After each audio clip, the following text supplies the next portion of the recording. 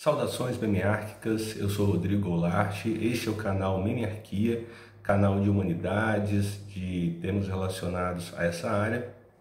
E a nossa conversa hoje é sobre escravidão, é esse o nosso papo de hoje.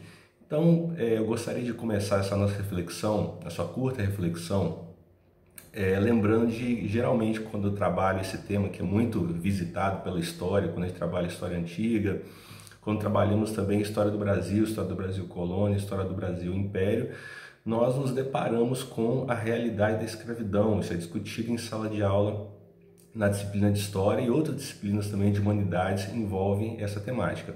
Então, sempre quando eu pergunto para os meus alunos, e esse é o nosso primeiro ponto dessa nossa reflexão, como é que nós definimos um indivíduo ou a condição de escravizado, de alguém? Então, geralmente as respostas que aparecem da parte dos alunos é que o indivíduo que ele é escravizado, o homem ou mulher, sob a situação de escravidão, essa sua situação de escravizado, ela se define por uma situação de trabalho degradante ou de submissão à violência, e principalmente os alunos e alunas, quando vão definir uma situação de escravidão, colocam a ideia da não remuneração pelos trabalhos desempenhados por aqueles que estão na condição de escravizado. Então essa é a definição geralmente que os alunos apresentam.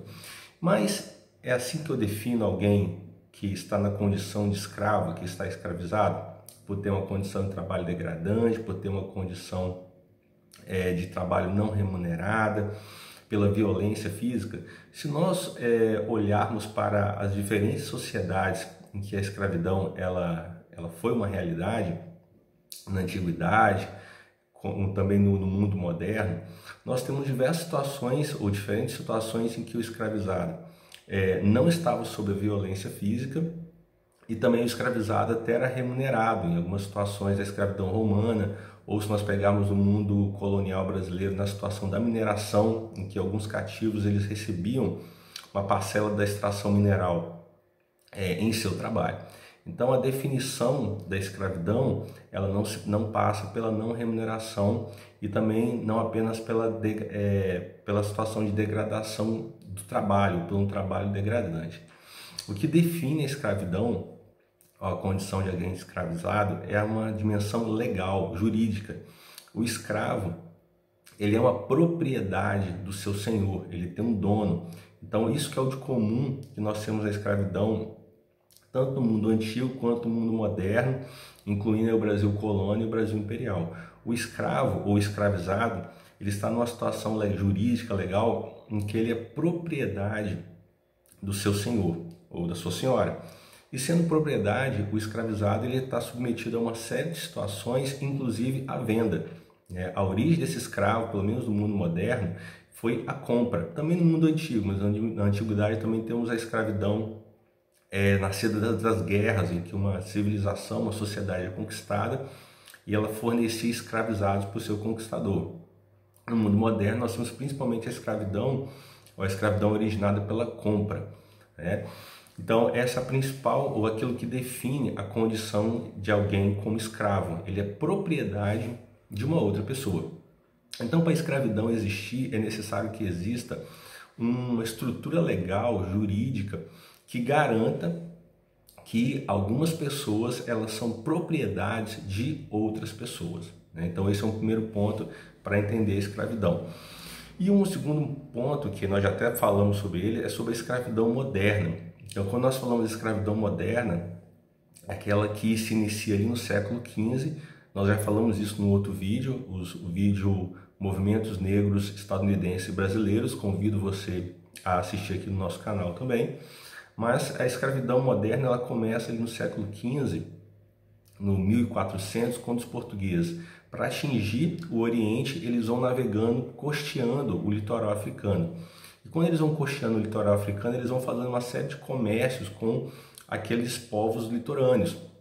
Ouro, marfim e também diamantes e também seres humanos. Eles vão comprar africanos naqueles portos subsaarianos, na parte do sul do continente africano.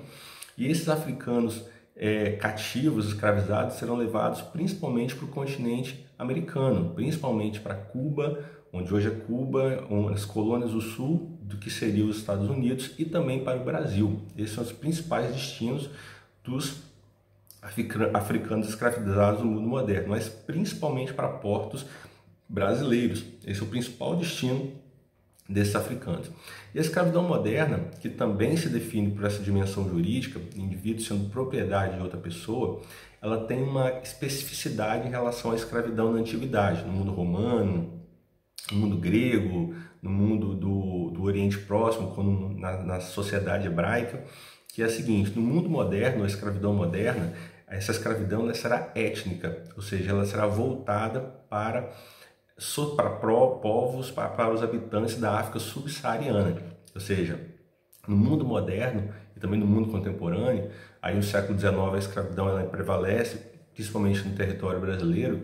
A escravidão ela terá cor, ela será, os indivíduos escravizados são os indivíduos ou as etnias do sul-africano, da África subsaariana, né? Então essa é uma especificidade da escravidão moderna e também contemporânea. E se nós pensarmos na dimensão brasileira, né, em que milhões de indivíduos, de homens e mulheres da África subsaariana foram trazidos para cá escravizados, a escravidão ela teve uma série de realidades. Então, no cativeiro, sob o domínio da escravidão, esses homens e mulheres tiveram diferentes reações. É um outro ponto dessa nossa conversa. Então, dentro da escravidão, houve homens e mulheres que se adaptaram, se aclimataram e viveram, ou foram comprados, ou nasceram e foram escravizados naquela condição até as suas mortes. Houve também indivíduos que no mundo da escravidão buscaram ascender de alguma maneira naquele mundo, naquela hierarquia social, mas sem sair da escravidão. Ou seja, buscavam dentro da escravidão uma situação de maior conforto, né? Que poderia ser sair do plantio da cana para ser um escravo da casa, né? Conduzindo uma carroça, ou trabalhando numa cozinha, ou sendo um feitor, alguma coisa do tipo. Então era uma forma de tentar minorar os danos, mas sem sair da escravidão. Havia também aqueles cativos que partiam para a resistência, eram aqueles que faziam revoltas, eram aqueles que fugiam, aqueles que organizavam quilombos, aquelas comunidades negras paralelas a esse mundo da escravidão. Então havia as diferentes situações ali dentro do mundo da escravidão, mas sempre o grande limite nesse universo da escravidão era um limite legal, ou seja, esses africanos trazidos para cá, havia um aparato legal que os colocava na situação de propriedade de outras pessoas, de propriedades dos senhores. Então, para haver escravidão, e nós incluímos nessa dimensão o mundo colonial brasileiro, o Império Brasileiro, há necessidade da existência de um aparato legal que afirme, que ampare a existência dessa realidade em que algumas pessoas são propriedades de uma outra pessoa, de outras pessoas, que é o que define principalmente a escravidão.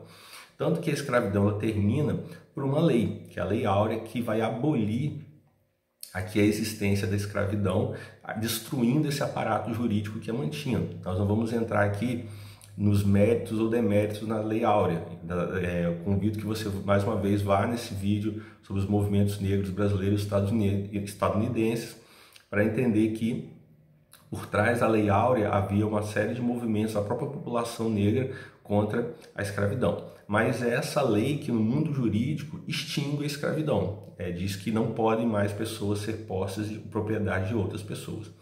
Tanto que hoje, no mundo ocidental, em que a escravidão não existe em termos jurídicos, estou falando em termos jurídicos, é utilizado o termo condições análogas ou parecidas com a escravidão.